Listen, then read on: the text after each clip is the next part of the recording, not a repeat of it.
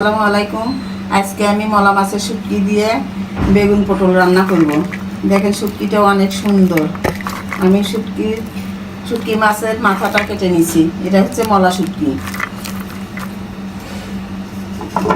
এটা এটা আমার বেগুন পটল আর আলু একসঙ্গে কেটে নিছি। এই সবজিটা দিয়ে আমি এই শুটকিটা রান্না করব। বসে দিলাম।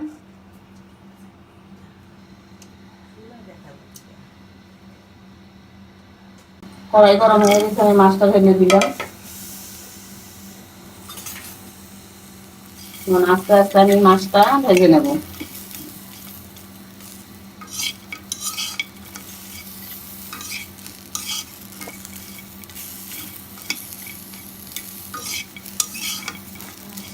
হয়ে গেছে, এবার আমি শুটকিটা নামিয়ে নিলাম। একটু গরম পানি দিলাম, এই গরম পানি দিয়ে আমি শুটকি মাছটা ধুয়ে নেব। ফেলে দিলাম।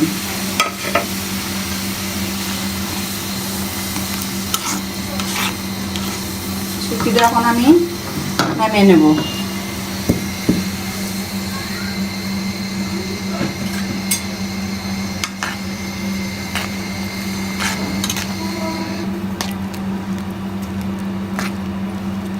গরম পানির মধ্যে কিছুক্ষণ থাকে। এখন আমি মশলা কষানোর জন্য পাতিল বসে দেবো।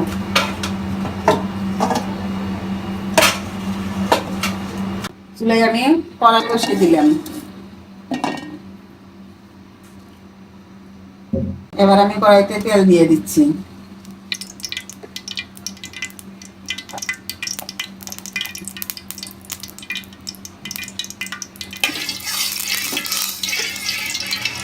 আমার তেল গরম হয়ে গেছে, আমি তেলের ভিতরে এখন পেঁয়াজ কাঁচামরিচ একসঙ্গে দিয়ে দেবো।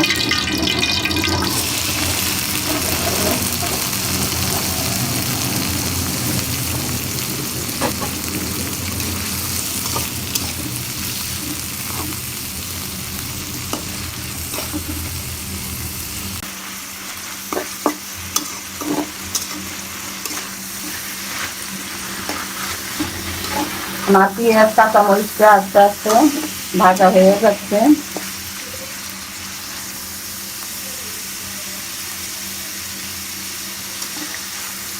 পেঁয়াজটা ভাজা হয়ে গেছে, পেঁয়াজ ভাজা হয়ে গেছে। এখন আমি মশলা দিয়ে দেবো।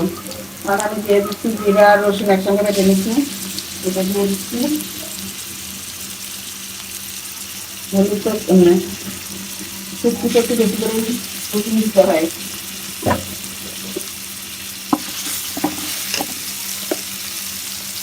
এখন আমি এক চামচ হলুদের গুঁড়ো দিয়ে দিলাম।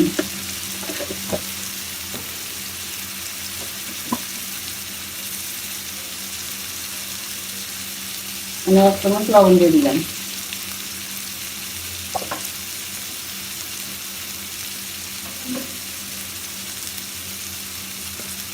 অল্প পরিমাণে আমি শুকনো মরিচের গুঁড়ো দিয়ে দিলাম।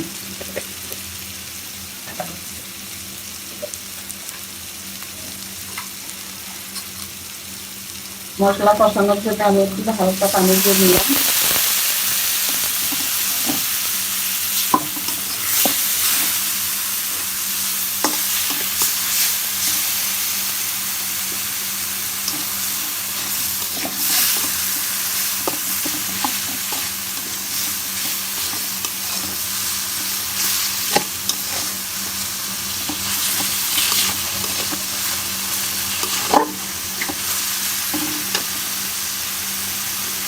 মশলা কষানো হয়ে গেছে, মশলার উপরে তেল ভেজে গেছে। এবার আমি শুটকিটা দিয়ে দিচ্ছি।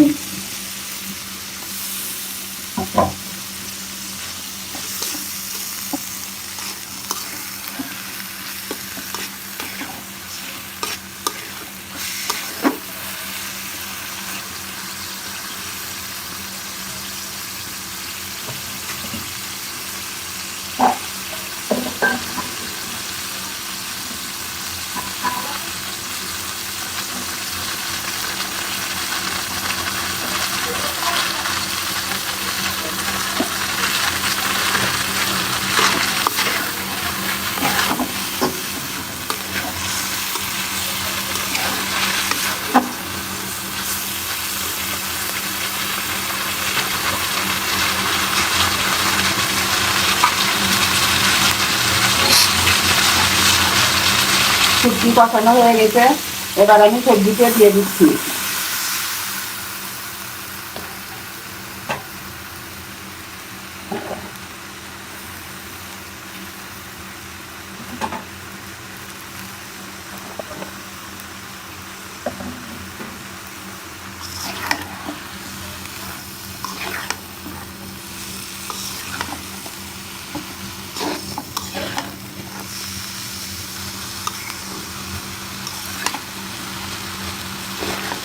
সবজি আর শুটকি আমি একসাথে নাড়া দিচ্ছি, ভালো করে নাড়াচাড়া দিয়ে নিচ্ছি যাতে দুটোই একসঙ্গে মিশে যায়।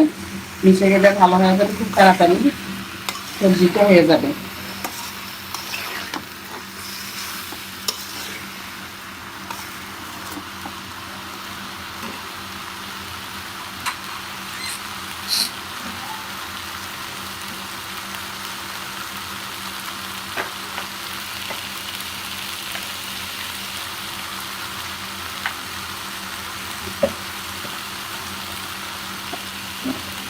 আমি কুচি করা একটা রসুন আলাদা করে রেখে দিয়ে দিচ্ছিলাম, ওটা এখন দিয়ে দেবো।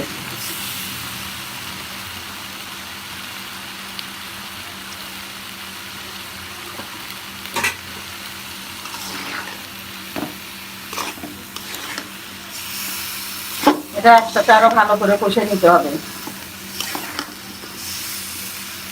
শুটকি একটু সময় নিয়ে রান্না করলে শুটকিটা মজা হয়।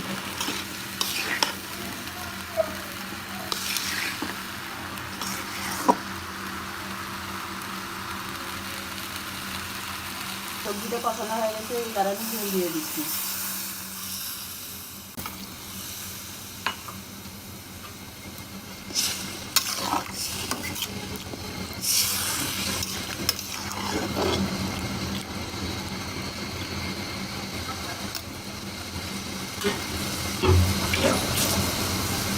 ঢাকা বন্ধ করে দিলাম।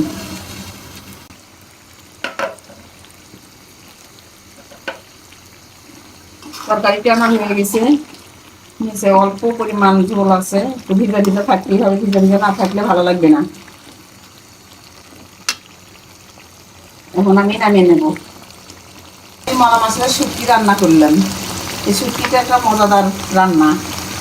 দেখেন রান্নাটা কত সুন্দর হয়েছে, শুটকিগুলো দেখতে খুব ভালো লাগতেছে। দেখেন চকচক করতেছে শুটকিগুলো।